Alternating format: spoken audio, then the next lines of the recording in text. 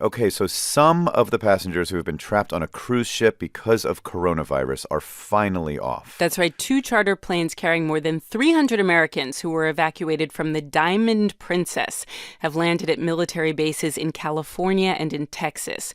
People on that ship had been quarantined for 2 weeks. The State Department says 14 of the Americans who were there have tested positive for the new coronavirus, but none of them were showing symptoms when they got on board the planes. This is what one passenger, Cheryl Molesky, told the Associated Press. A little bit scary with the numbers going up of people taken off the ship with the COVID-19 virus. So, I think it's time to go. You heard her say COVID-19 there. That's the official name for the illness caused by this coronavirus. And as of now, Cheryl is not infected. All right, let's turn to NPR's Jason Beaubien, who has been following all of this. He's in Hong Kong. Hi, Jason. Hey, good morning. So let's start with these evacuees from the Diamond Princess who've just gotten back to the U.S. Well, what's happening to them now?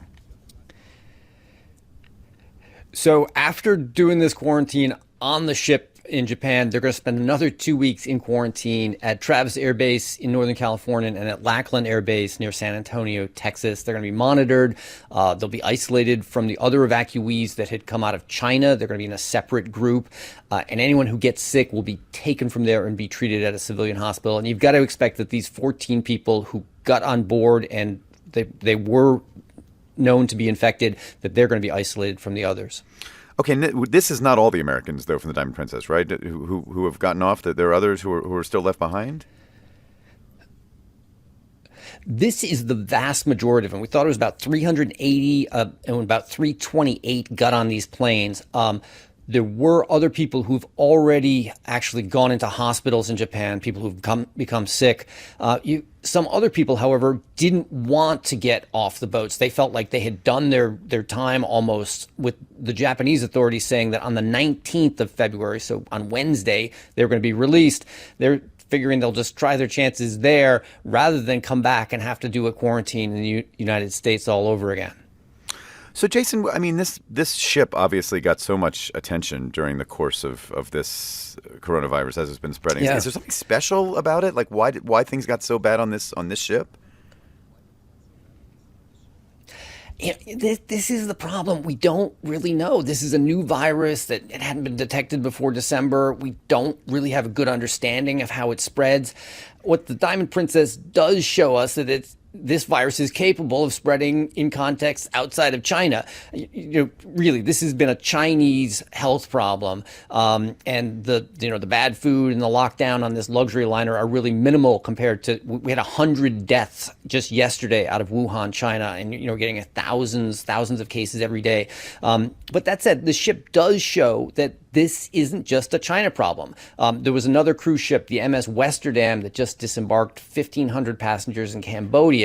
And then the next day, one of them tested positive after arriving in Malaysia. So there's concern that these boats could show that this virus in certain situations can turn into incubators. So it's a great concern. So where are we overall? I mean, are things getting better, moving in the right direction when it comes to coronavirus in China and around the world? So what we're seeing right now is that the number of new cases is not accelerating like it was a few weeks ago. So that is the good news. We're maybe plateauing. Maybe we're getting to the point where it's under control. But at least things are not going up the way they were in the past. All right, NPR's Jason Beaubien reporting from Hong Kong. Jason, thanks so much. You're welcome. Okay, so President Trump started running for re-election way earlier than most presidents. Actually, he filed paperwork the day of his inauguration, and he has been running ever since, and now he's really kicking it into, shall we say, high gear. Yeah, the president was at the Daytona 500 in Florida yesterday. He actually gave the command to start the race. Gentlemen, start your engines. He also ran a national TV ad while the race was being broadcast. Trump doesn't face any real opposition in the Republican primary, but he's been showing up in the early primary states anyway. He was in Iowa, he was in New Hampshire, and he'll be in Las Vegas on Friday. The Nevada caucus is on Saturday. So what exactly is the president's strategy here? Well, let's ask NPR White House reporter Aisha Roscoe, who's with us. Hi, Aisha. Good morning. Okay, so we've now seen this a few times from President Trump, these rallies in early voting states right before caucuses or right before the primary, and he has basically no opposition in his own party. So what's he doing here? Well, so what's clear is President Trump knows that Democrats running for president are getting a lot of attention. That race for the nomination is kind of dominating headlines. And so this is counter programming. It's meant to steal some of that spotlight and that all-important TV time away from his potential Democratic rivals. With national attention focused on these states, Trump gets media hits from doing these sorts of appearances, and he uses these opportunities to criticize some of the policies Democrats are discussing. It's also a way to build up enthusiasm for his re-election campaign, the same way that Democrats are trying to boost enthusiasm through their primaries and caucuses. He did have 150,000 voters turn out in the Republican primary in New Hampshire. Now, that was about half of the Democratic turnout, but still that's a high number for an incumbent. And the Trump campaign views these primaries as test runs for turning out the vote in the general election. But when it comes to getting that media attention, I mean, obviously there's more value if it's a state that actually could be competitive in November, right? And it sounds like he's choosing strategically. Like Arizona, Colorado are on his schedule this week. Yeah, so all of these states that we've talked about could loosely be described as battleground states. Nevada and Colorado have been Democratic in recent elections, but not overwhelmingly so. Arizona is one state that's actually been turning red to blue, but Trump won it in 2016 and would like to win it again. Trump lost New Hampshire by fewer than 3,000 votes in 2016, so that's another potential target. So again, it's counter-programming to Democrats, but it's also laying that groundwork for November, along with digital ads and all the other ways that they're trying to get their message out. I mean, all the ways, but the one way he seems to love the most is these rallies, right? I mean, these arenas full of committed Trump loyalists. I mean, that's the base. Is he really focused as well on trying to win over undecided voters?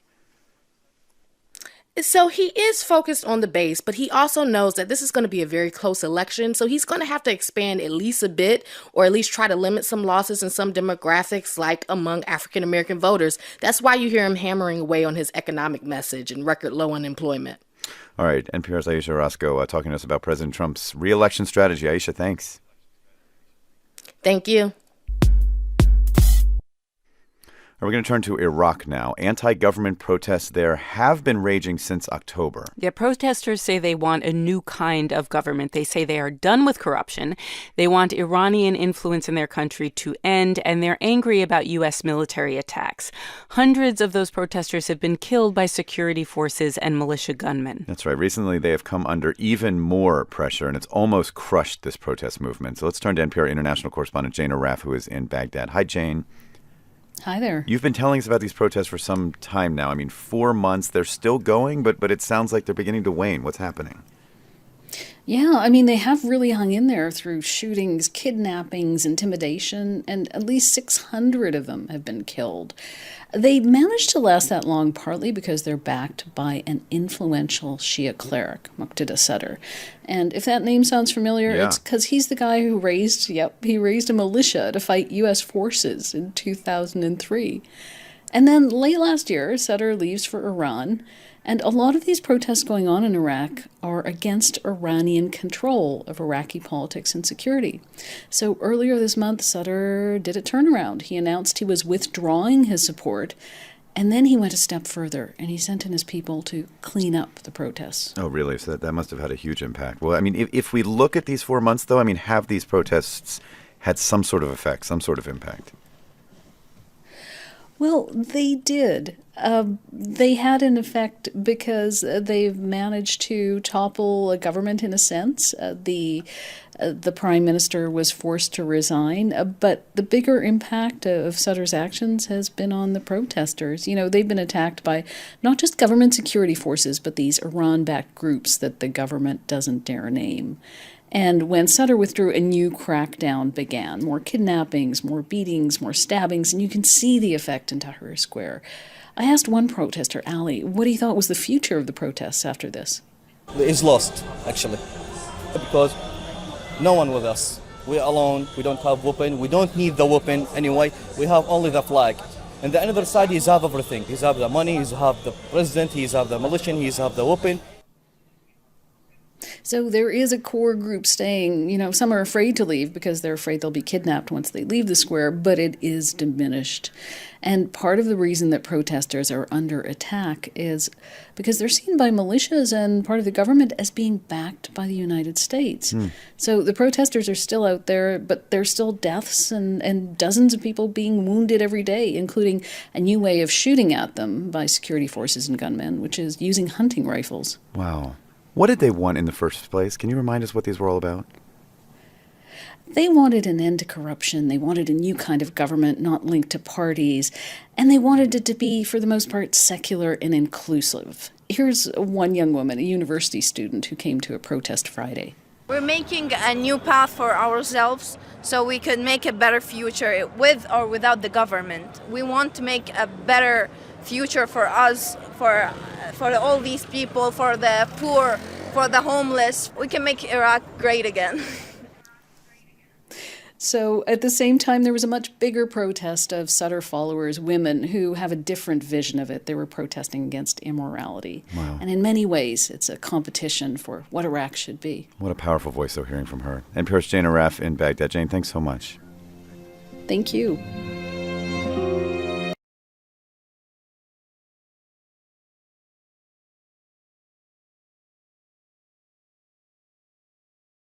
China's National Health Commission says there are currently 58,106 active cases of the coronavirus in China. And authorities there are still struggling to contain this virus. They have been enforcing lockdowns in affected areas, covering over 760 million people. That is 760 million people unable to work, unable to shop, unable to go about their daily lives. And the economic impact of the shutdown is being felt far beyond that country's borders.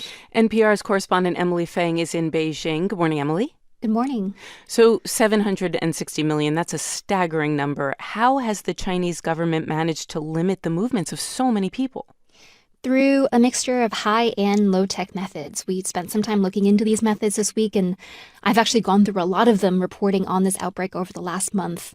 On the more high-tech side, you have these apps that certain cities have put out where they suck up huge amounts of data on the whereabouts of literally millions of people. Travelers fill out their personal information, their itinerary, and then they might be targeted for self-isolation if they've passed through infected areas. China's state telecom firms also track where you use your phones. And if you want to, they can text you now with all the cities you've been in over the last 2 weeks in case you need to self-quarantine.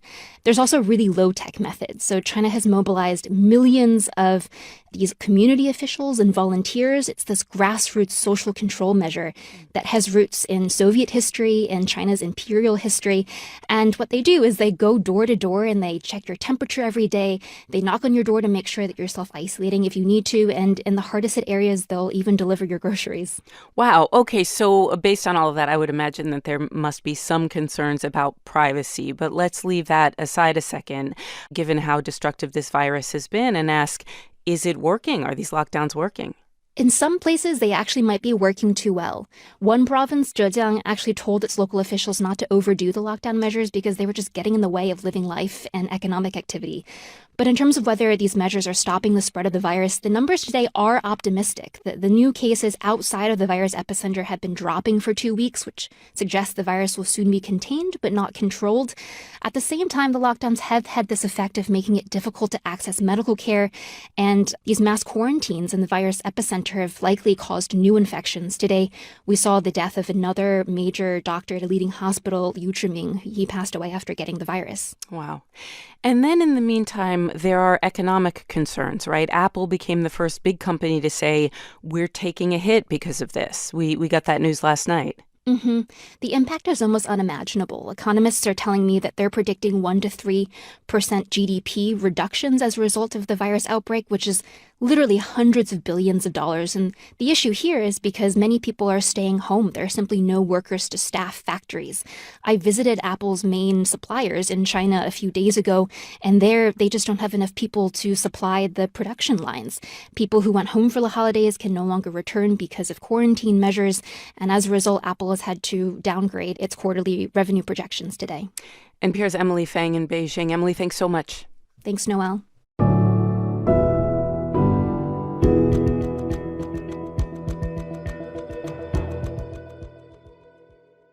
The Democratic presidential race enters a new phase this week. That's right. So we went through Iowa, we went through New Hampshire. Now more racially and ethnically diverse states, Nevada and South Carolina, will hold caucuses and primaries. And Mike Bloomberg is going to appear in a debate for the first time in Nevada tomorrow night. He had to do well in enough polls to qualify. And a new poll out today got him there. It's actually a poll from NPR, PBS NewsHour, and Marist. The national poll also shows Vermont Senator Bernie Sanders leading the field by double digits with 31%. This is Sanders speaking to supporters in Las Vegas earlier this week. In order to win in November, we're going to have strong support from the African American community, the Latino community, the Asian community, and the Native American community. NPR senior political editor and correspondent Domenico Montanaro is on the line. Good morning, Domenico. Hey there. So Bernie Sanders is looking like a frontrunner for now. Our poll certainly shows him leading. How are we explaining this? Well, I mean, one thing is the decline of Elizabeth Warren. Bernie Sanders and Elizabeth Warren had been competing for progressives, but now they're more coalesced around Sanders. Sanders has gained 9 points since December. That was the last time we asked about who Democrats want to vote for. But Warren has gone the other way and sort of slid. Sanders, though, predictably leads with voters under 45, people who live in cities, people without college degrees. But I have to say, it's not just them. Sanders has started to expand his coalition, which accounts for his expanded lead. He leads with women, college graduates. He leads with suburban and rural voters, and is second only to Joe Biden, the former vice president, with black voters. And Biden, by the way, has fallen off considerably, now in third place in this poll after two disappointing showings in Iowa and New Hampshire. All right, so Sanders seems to be capturing a lot of key demographics. And then there is Michael Bloomberg. What does it mean for the race that he's now looking like a contender? Well, first of all, it means that he'll be on the stage, on the debate stage Wednesday. Bloomberg has spent more than $300 million on TV ads of his own money, and those ads are everywhere, and now that's boosted him into second place here. He's got 19% to Sanders' 31%.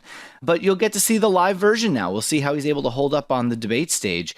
And he and Sanders have already been going after each other. Sanders accused Bloomberg, who's a multi-billionaire, of trying to buy the election. Bloomberg hit back on Sanders, saying that he's not a unifying candidate. He's highlighted how some of his supporters have gone after other Democrats online. And by the way, if Biden continues to fade and other moderates can't show strength with voters of color in these next upcoming contests, Bloomberg would very likely emerge as the only alternative to Sanders on Super Tuesday, March 3rd and beyond. Oh, that's really interesting. And voters of color are going to be very important, right? Because we're going into contests in Nevada and South Carolina, very different than Iowa and New Hampshire. Very different. These are two states that look nothing like the electorates in Iowa and New Hampshire. Iowa and New Hampshire, two of the whitest states in the country. More than 90% of the Democratic electorate were white.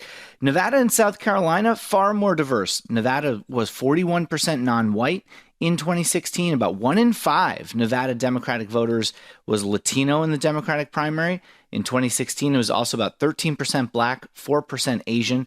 South Carolina, 2/3 non-white, mostly because of African Americans. In 2016, 61% of the Democratic voters who came out to vote in South Carolina were black. Okay, NPR's Domenico Montanaro. Thanks, Domenico. You're welcome.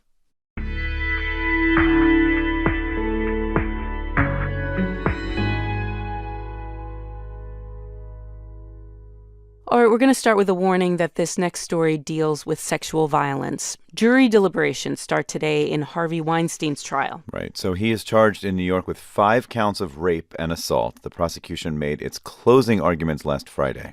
NPR's Rose Friedman is in New York City. Good morning, Rose. Good morning.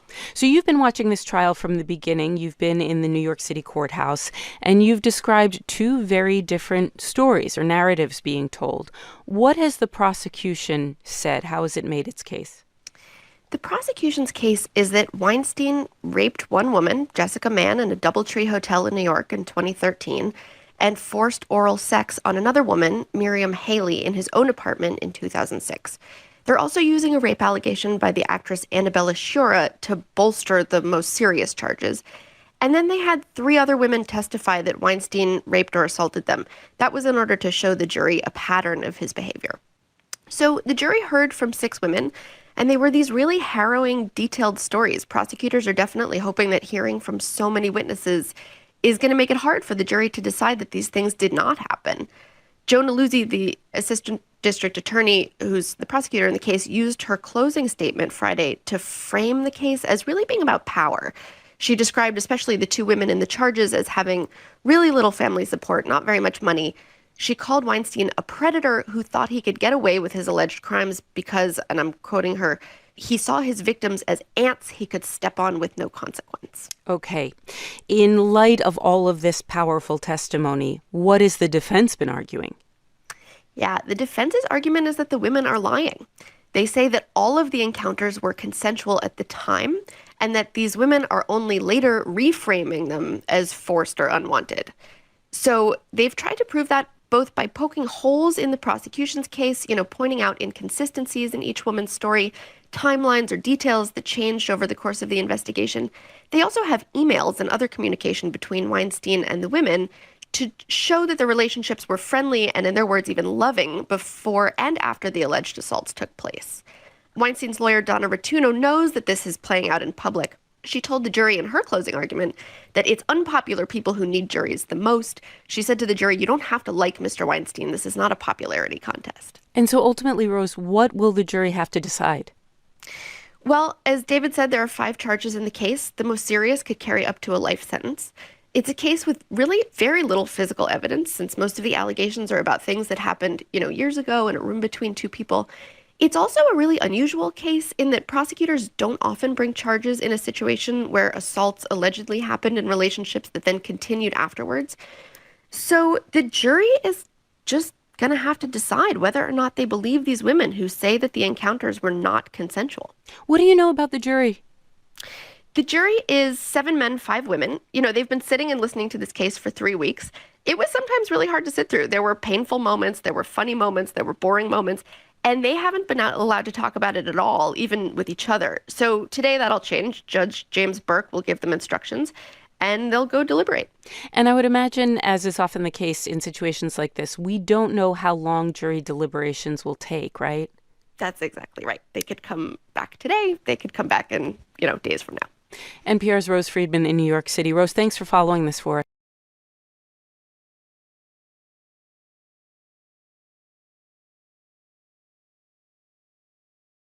Former Illinois Governor Rod Blagojevich is waking up a free man 4 years before he was eligible to get out of prison. He can thank President Trump. The president granted clemency to 11 people yesterday. Earlier on Tuesday, he told reporters how he sees himself. I'm actually, the chief law enforcement officer of the country. That actually is not true. That's Attorney General William Barr's job. All right, let's turn to NPR's Cheryl Corley, who has been following this story from Chicago. Hi, Cheryl. Hi. So Blagojevich is a name that was in the news so much for a period of time, and then it's kind of disappeared because he's been behind bars. Can you just take us back and remind us what had him serving time in the first place? Well, he's back. I'm sure we're going to hear more. But it all had to do with public corruption and with money. Blagojevich was in his second term, and federal prosecutors said that while he was in office, he really turned state government into a big money operation for himself. And they accused him of lots of things, of shaking down a children's hospital, of shaking down racetrack owners. There are several counts of public corruption, but I think the best known perhaps is that they accused him of trying to sell the U.S. Senate seat that was vacated by now former President Barack Obama. And he was tried twice, ended up being sentenced to 14 years in prison. His appeals were denied, so President Trump was his last hope, and the president came through, said the sentence was ridiculous, too long, and cut it short. So last night, Blagojevich, on his way home back to Chicago, talked to reporters at the airport, and he was unapologetic, and here's what he had to say. It's a broken criminal justice system, and it's an unfair criminal justice system. It's a criminal justice system with too many people who have too much power, who don't have any accountability, and they could railroad people and put innocent people in prison, and they are, generally speaking, virtually always prone to over-sentence people. Blagojevich did thank the president. He is a Democrat, and he said his political affiliation now is Trumpocrat. Okay, well, what do the people who helped put Blagojevich behind bars think of the president's decision here? Well, we heard from the former U.S. Attorney, Patrick Fitzgerald, and the lead prosecutors in the case, and they issued a joint statement. They said that although the president did have the lawful authority to do this commutation, that Blagojevich remains a felon, and that he remains convicted of multiple acts of serious corruption. And there's evidence that the court's described as overwhelming. And as I mentioned, I mean, the former governor of Illinois, not alone. There were 10 other people the president granted clemency to. Just tell us a bit about the others. Well, as you mentioned, 11. There was former New York Police Commissioner Bernie Kerik, who was sentenced for tax fraud and lying to federal officials. There was Michael Milken, who's known as the junk bond king, who pleaded guilty for violating securities, and Edward Bartello Jr., former owner of the San Francisco 49ers, owner who was convicted in a big fraud scandal in sports history. Did anyone see this coming from the White House? Well, I mean, President Trump had talked about it a bit as far as Blagojevich was concerned. He talked about it in 2018, actually, but had stepped back from it a couple of times. So yesterday, I guess he decided that now was the time to move forward. All right, NPR's Cheryl Corley in Chicago. Thanks so much. You're welcome.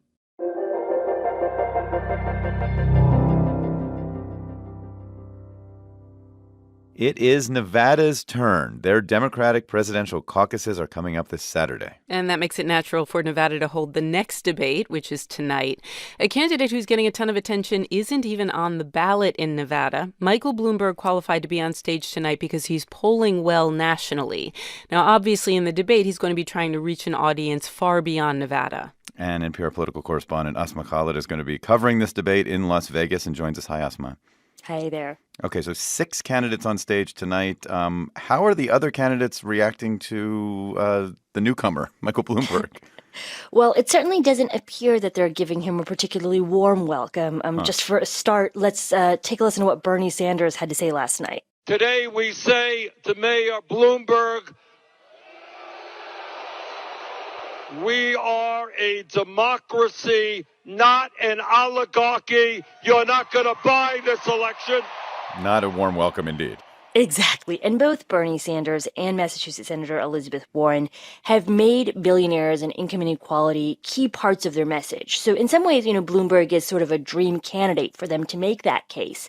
On Twitter yesterday, Warren said primary voters curious about how each candidate will take on Donald Trump can get a live demonstration of how we each take on an egomaniac billionaire. Wow. So some strong, strong words. And then, David, there's the issue that Bloomberg has not been a longtime Democrat. He was a Republican, and even in recent years, he's held views on the minimum wage and also on policing that are out of step with the current progressive Democratic Party. And, some of these views and some of Bloomberg's own past comments have reemerged in recent days, and I would imagine some of that would likely spill over onto the debate stage tonight.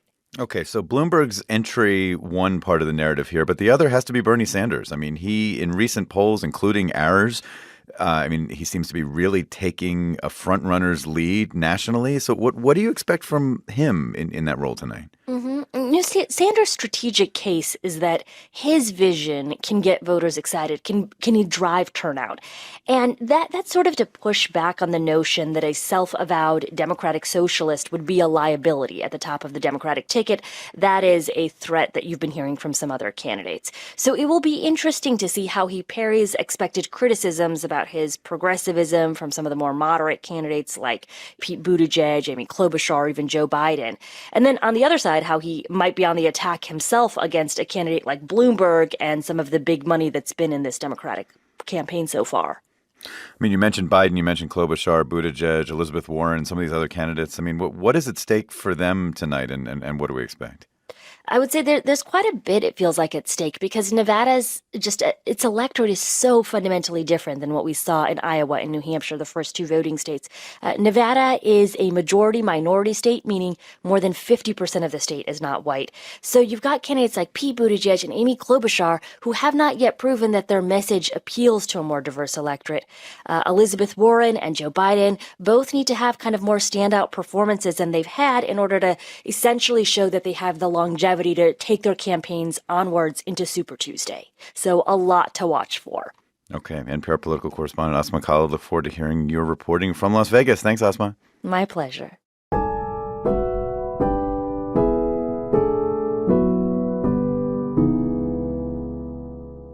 All Right, there's really a political crisis right now in Afghanistan. Yeah, the country had a presidential election almost 5 months ago, but there was a fight over the results.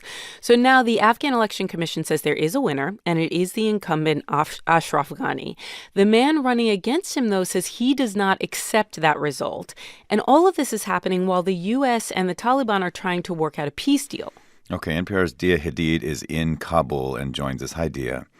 Good morning. So much to talk about here. I mean, I want to get to that peace deal, but right now we have Ashraf Ghani announced as president. I mean, how is that playing out? How are people reacting?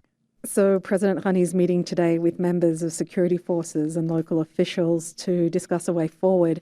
His mandate appears to have been weakened from the get-go because there was such a low voter turnout for these elections, and the disputes and the ballot recounting took 5 months. So as you said, his chief rival, Abdullah, announced his own parallel government. And today, one notorious warlord announced that he'd support it, which is worrying. And Abdullah's already demanded that election commission officials be barred from leaving the country. He doesn't have a legal mandate to do that, but it does raise the tenor of this political crisis. And the Taliban also say they won't accept these presidential results and say it's going to complicate this pending deal between them and the United States. Can you feel this uncertainty, like in the city in Kabul, like in terms of what the mood is? Oh, yeah. We took a drive around Kabul this morning, a quick drive, because as we realized when we stepped out of our door that security forces have been deployed throughout the city. I mean, Kabul is a city of checkpoints and blast walls, but this was far more than usual. There were police, army, intelligence guys, all in their different camo uniforms, holding their assault rifles. And so we couldn't stick around for too long because it was simply too dangerous. We saw that even the bread shops, which are normally crowded with people, they were empty. The butcher shops hadn't hung out fresh pieces of meat, no customers. So it's best to hear from our producer in Kabul, Khwaga Ghani, explaining what's going on. Today, you see, there are not a lot of cars here. Oh. A lot of people are scared today. Even my mother today, she was like, take care of yourself because the security situation today is not good. So people are scared now. There are going to be clashes. They're scared of Taliban and they're scared of Abdullah. People are scared of getting out of their houses now. Wow. Okay. So a real feeling of preparing for possible violence. I mean, is the government saying anything reassuring? Yeah, I mean, President Ghani's senior advisor, his name is Dawood Sultanzoy. We spoke to him a bit earlier on a wobbly line and we asked him, do you think there'll be clashes? And he said, well, there's nothing to worry about. No, we are not worried about that because our military and our security forces have come a long way. Our security apparatus are fully capable to keep everything in order. Okay, Dia, let me get to the big question of this possible peace deal between the U.S. and the Taliban. How does all this fit into those prospects? So like the Taliban said, this complicates it. But let's go back to what the deal looks like. It's meant to start with the Taliban scaling back their violence for 7 days. And then they're meant to sign a deal with the Americans. Now, the Taliban say that deal's meant to be signed by the end of the month. Then negotiations are meant to happen between the Taliban and Afghans on the country's political future. You can see there's a lot of moving parts here, and that doesn't even get to the withdrawal of troops. American officials say that withdrawal will be condition-based, but they haven't offered further clarity on the process. Now, those Afghan negotiations, they're meant to be led by President Ghani. But if other politicians and the Taliban say that he's not a legitimate leader, that does weaken his mandate and ability to negotiate. But we spoke to a spokesperson for the president. His name is Sadiq Siddiqui, and he says they do have a mandate. They did win the elections. And he says for these negotiations, they'll have a small team. We spoke over the phone. He'd just left a meeting with the president.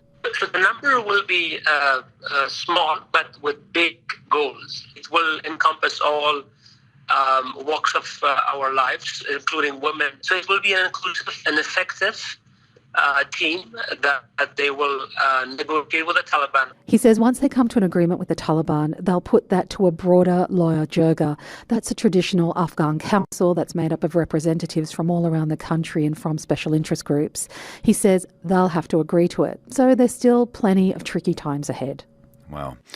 All right, NPR's Dia Hadid in Kabul covering all of that for us.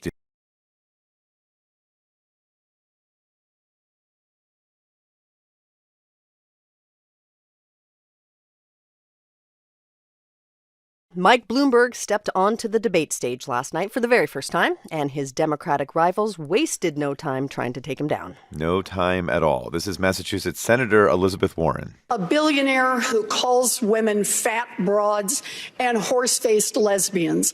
And no, I'm not talking about Donald Trump. I'm talking about Mayor Bloomberg. The debate last night was broadcast on NBC, and that attack from Warren was just the beginning. We've got NPR national political correspondent Mara Liasson with us this morning. Hi, Mara.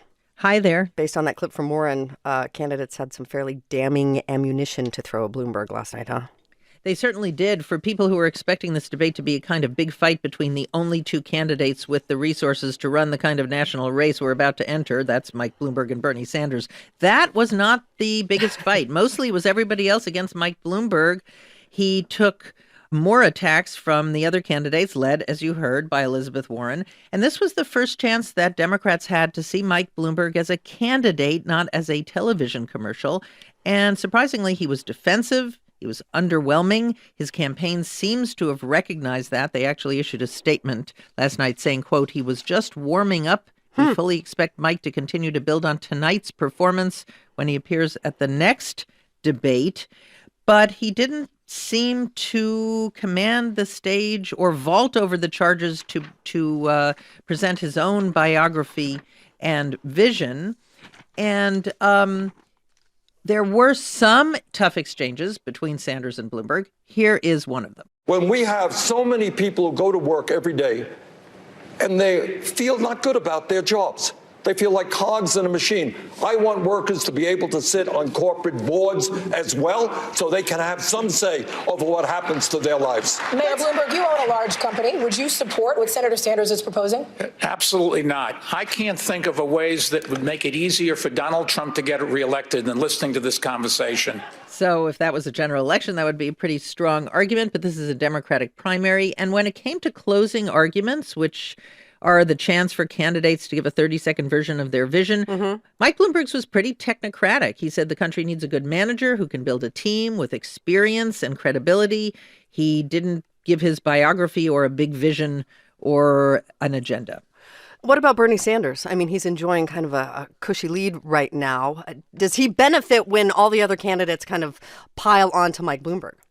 Yes, he certainly does. He had a good night because the debate didn't seem to have been a game changer. There were some moments where he got flustered and looked thin-skinned when Bloomberg needled him. But for the most part, it was a circular firing squad of candidates going after each other. And one of the undercard fights was Amy Klobuchar versus Pete Buttigieg, who clearly cannot stand each other at all. They spent precious minutes going after each other instead of uniting as centrists against Sanders. And for those center-left Democrats who are fighting for re-election in competitive districts and states, who are hoping to have someone at the top of the ticket that can help them, in their opinion, it's not Sanders. They certainly didn't get anything out of last night's debate. So yes, Sanders comes out with his frontrunner status, not seriously challenged after the first time he stood next to the only other candidate with the resources to go against him. Just briefly on Elizabeth Warren. I mean, she needed a strong performance. At her last debate, she didn't really get a lot of speaking time. That changed last night. But what is her path right now? Well, I don't know what her path is, but she said that she'd had her biggest fundraising night last night. Remember, she ran in Iowa and New Hampshire as a unity candidate, and that failed. She went back to being a fighter against pretty much everyone else. She, along with Biden and Klobuchar and Buttigieg, still looking for a breakout moment. They clearly don't think the time is ripe yet to unite around a center-left alternative to Sanders. All right, NPR's Mara Liasson. Thanks, Mara. Thank you.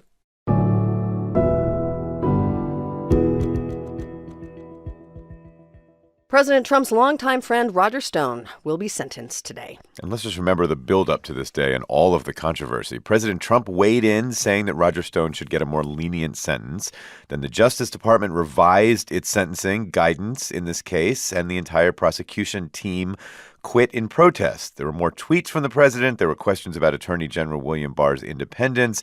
And then finally, Barr does a TV interview and says the president's tweets make it impossible for him to do his job. And since then, more than 2,000 former Justice Department officials have called on the Attorney General to resign. NPR Justice correspondent Ryan Lucas is in studio. Hi, Ryan. Hi there. All right, so all this back and forth about the sentencing of Roger Stone. In the end, though, it all comes down to the judge, right? It is her call to make today. That's right. The decision on how much time Stone spends behind bars is up to Judge Amy Berman Jackson, and she'll take a look at a whole range of things to make her call on Stone's sentence. Only one of those factors is the sentencing recommendation from the government that has been the source of so much controversy over this past week. The Justice Department attorneys who prosecuted the case recommended 7 to 9 years, as David referenced. The Attorney General overruled them to ask for a lighter sentence, although the department deferred to the judge on how long that should be. But long story short, yes, the call here is the judge's. Remind us what Roger Stone was convicted of.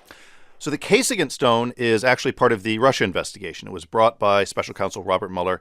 Last year, Stone was indicted on 7 counts: obstruction, witness tampering, and lying to Congress. And in November, a federal jury here in D.C. found him guilty on all 7 counts. The charges tie back into Stone's efforts during the 2016 campaign to get in touch with WikiLeaks about the thousands of Democratic emails that it had ultimately released during the race. The case against Stone, fun fact, was the last individual. He was the last individual charged as part of Mueller's investigation. So the president has tried to make this personal, as he often does. He's attacked Judge Jackson on Twitter. You've done a lot of reporting on her. What have you learned about her experience that could inform how she's going to approach the decision today? Well, I've spent hours in the courtroom with her. She's handled several of the Mueller cases, including Paul Manafort's case here in D.C. These are extremely high-profile cases, and she's handled them with a pretty patient and steady hand. I have also spoken to a number of people who either know her or have tried cases in front of her. They say that she's very smart, she's well-prepared, and very much in command of her courtroom, and they tell me that she won't be intimidated. She will be transparent in her thinking and make her decision on Stone sentencing based on the facts of the case and the law. So Judge Jackson gives her decision today, and then what? Roger Stone goes to prison. That's it? That's normally how this would work, yes. But of course, there's been speculation for a long time since Stone was actually indicted, whether the president would ultimately pardon him. Trump has certainly made clear that he thinks that Stone's a good guy and that he's gotten a wrong deal and been horribly mistreated. The president's feelings about the Mueller investigation writ large are certainly clear. He feels that it's been a witch hunt. Trump has been asked repeatedly about whether he would pardon Stone. He hasn't said yes, but he pointedly also has not ruled it out. Has not said no. All right, NPR's Ryan Lucas for us. Thanks. We appreciate it. Thank you.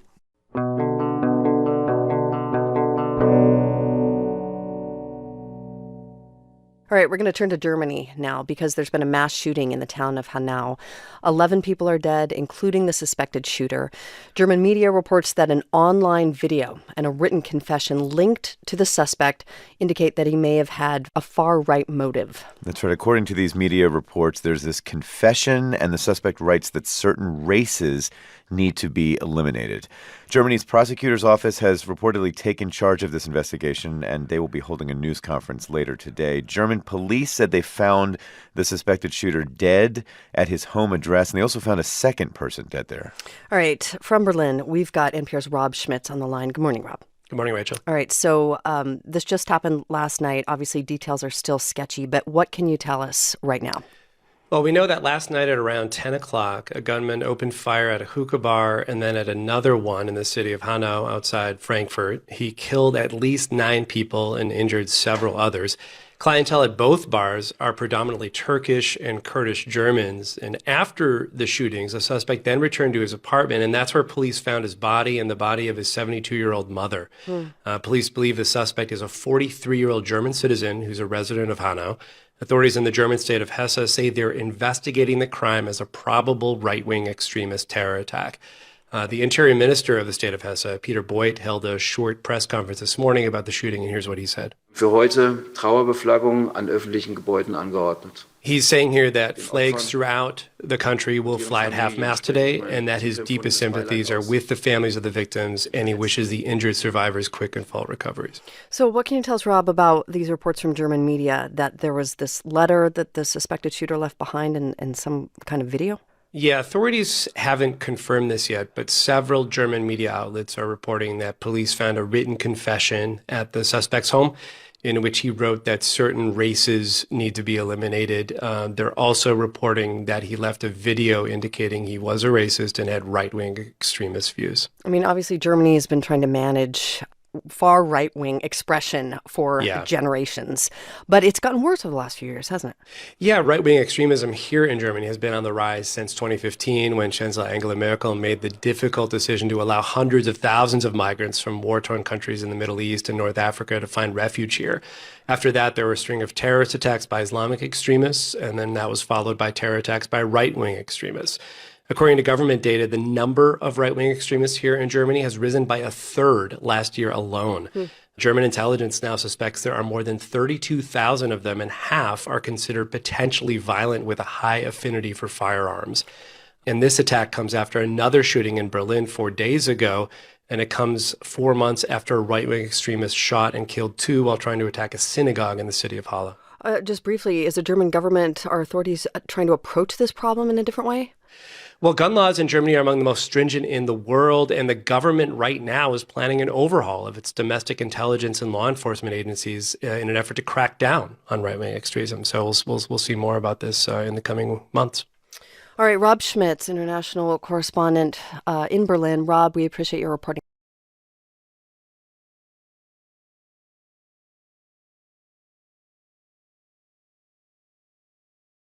Russia is trying to help President Trump win the 2020 election. Some news outlets are reporting that a U.S. intelligence official told House lawmakers last week in a classified briefing that Russia indeed is trying to interfere again in American elections.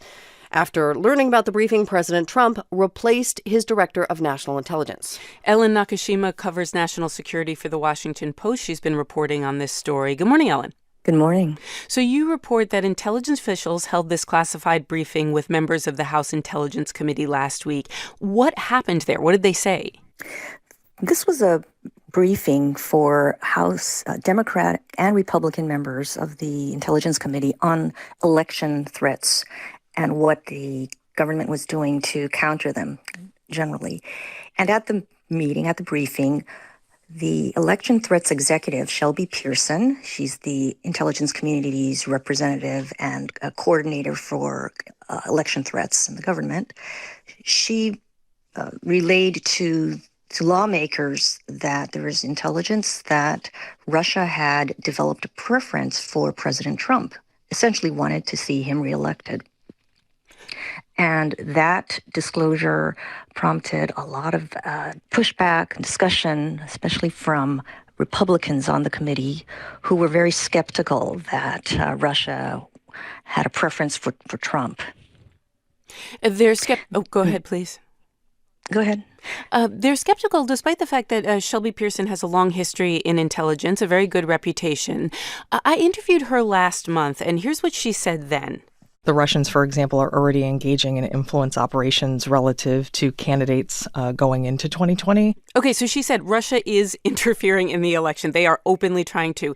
She didn't say at the time who they were interfering on behalf of. Is that the big news, that she is saying they're interfering on behalf of President Trump?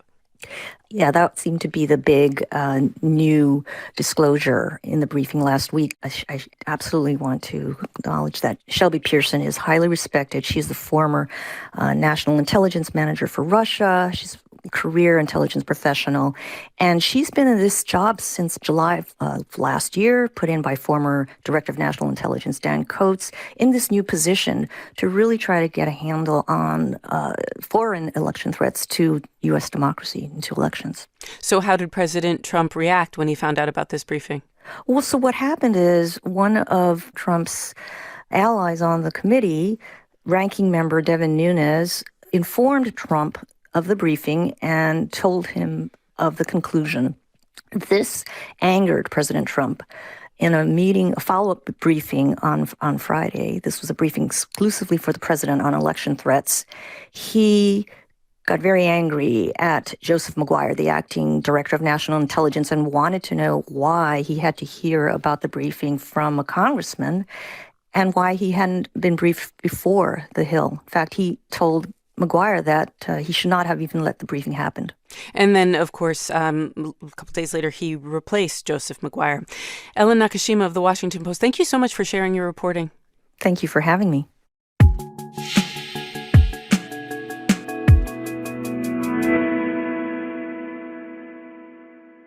Democrats in Nevada will caucus tomorrow. Right, but the state has already been holding early caucusing. That ended on Tuesday. As was the case in Iowa, Nevada is using this new technology to count all the votes, both the early voting and the results that come in on Saturday. Nevada's Democratic Party's leaders say they will not allow a repeat of the mess in Iowa. NPR's Miles Parks is in Las Vegas. He's been covering election security for us. Good morning, Miles. Good morning. How many people voted early in Nevada? So nearly 75,000 people voted over those 4 days, and the party says the majority of those people were first-time caucus goers. Now, that almost matches the total amount of people who caucused in all of 2016, which is obviously good from a participation standpoint, but it's also a lot of data that needs to end up in the right place because all of those early votes need to be sorted and funneled to their correct precincts across the state to be counted on caucus day. Now, you got to see the technology that they're using in Nevada. What is it and how does it work? Is it an app like in Iowa? So the party is really adamant that it is not an app. They're Okay. trying to differentiate themselves as much as possible from what happened in Iowa. Basically, they're distributing thousands of iPads and having precinct chairs use a set of Google Forms that have been customized for this process. This is through the web browser, not a separate downloadable thing. The tablets integrate the early vote totals in as the precinct chairs go through the process. Now, with how many precincts there are, more than 2,000 across the state, there are bound to be issues with this that come up.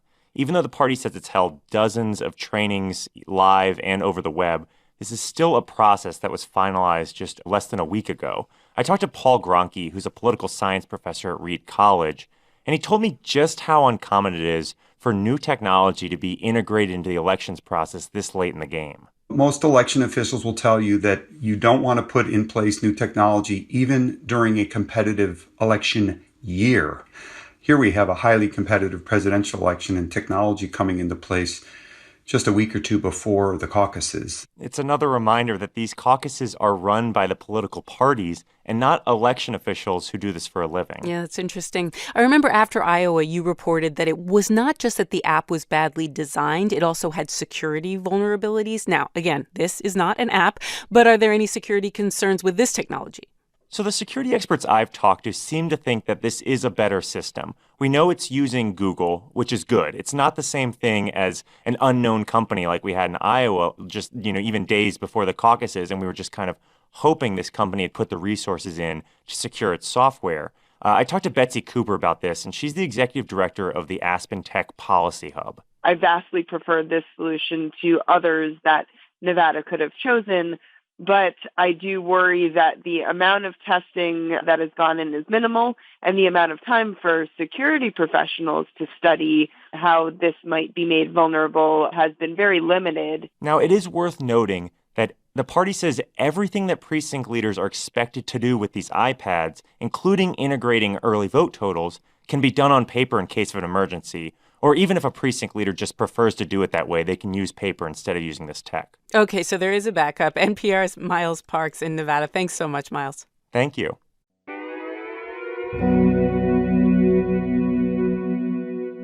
In northern Syria, nearly 1 million people have left their homes for safety since late last year.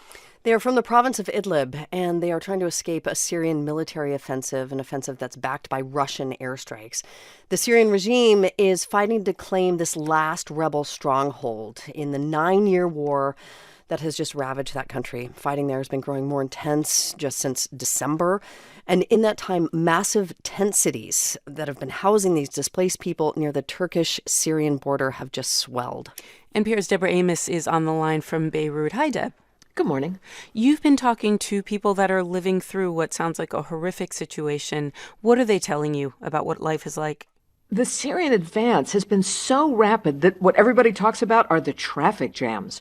There are trucks, cars, families on foot. Everybody's looking for a safe place because this has been a ferocious campaign. Russian and Syrian regime warplanes have targeted hospitals, bakeries, schools. It's a scorched earth policy, and it seems that they want to push these civilians towards the Turkish border. Fouad Siad Isa, he's the founder of Violet, it's a Syrian nonprofit aid agency, is trying to help in Idlib city. I saw the thousands of families in their car, and they trying to find somewhere a shelter for their children. We registered more than 10,000 families still under the trees. The weather is so bad, it's -5 in the night. That's 10 million under trees. The scale of need is overwhelming, he says. Volunteers now deliver plastic sheeting because there are no more tents. His group serves hot meals in the Idlib city sports stadium. They've got a dozen other places to do that, but there's only enough to feed about 20% because international donations are short. We are trying to help all the people in the streets, in the road, but there is thousands of families there. Okay, thousands of people just lying in the streets, in the roads. What are they doing to find some type of shelter? Is there anything they can do to find shelter? Well, it's very tough because there are no more tents and they are crowding into these camps. Most of these civilians in this rebel-held province, they've been displaced again and again over these 9 years of war as the Syrians have retaken towns and cities. For them, this is the last stop, and there is nowhere else to go. There's only about 500 people who've gone back to regime-controlled territory. The rest, more than 1 million people, are voting with their feet, and they are moving closer to Turkey. But these safe places are shrinking because even some of the civilian convoys and even the displacement camps have been hit with bombs. So you've got a situation where almost no place is safe. I mean, this is all happening in the middle of a war that's gone on for 9 years. Is there any sense that the violence is going to end anytime soon? So, UN officials have long said that Idlib will be the final chapter of this war. It's the last province controlled by rebels. The Syrian regime, backed by the Russians, want to take it back. But to make it even more complicated, this fight is also geopolitical. Russia and Iran back Damascus. The Turks back some of the rebels. They've sent more than 10,000 Turkish troops into Syria. They vow to stop this advance. 15 Turkish soldiers have been killed in recent weeks. That's the biggest loss of life for the Turks. It's very volatile. At the same time, there are talks in Moscow over ceasefire, but nothing yet. NPR's Deborah Amos reporting from Beirut. Deb, thank you so much for your reporting.